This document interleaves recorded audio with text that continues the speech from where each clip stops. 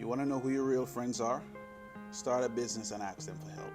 One of the major challenges you're going to have when you're starting a business for the first time is dealing with unsupportive friends or relatives or co-workers. Believe it or not everybody in this world wants to see you do well. You see, what I realize is that most people face that challenge because they go into this venture in most cases with the impression that they're going to be able to make a ton of money just by by speaking to their friends and relatives who would refer them to another friend who would refer them to another friend, right?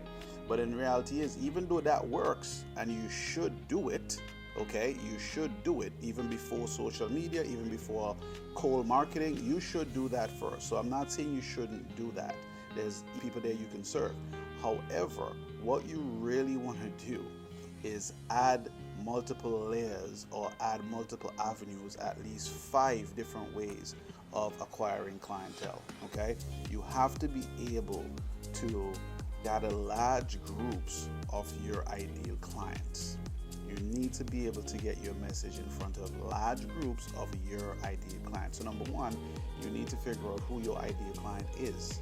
Okay, once you figure out who your ideal client is, then find avenues or platforms or any opportunity that you can find to communicate to large groups of that ideal clientele. Okay, so that's what you want to do. And if I were you, you would have 5 and 5 different ways of doing this. So you are not solely dependent on speaking to friends and relatives and co-workers or existing clients. Okay, you have to have at least 5 different ways to attract new clients, so you're not walking around hanging your head because one of your friends or relatives decided not to support you. And it's well within their right, but it's all about your expectation.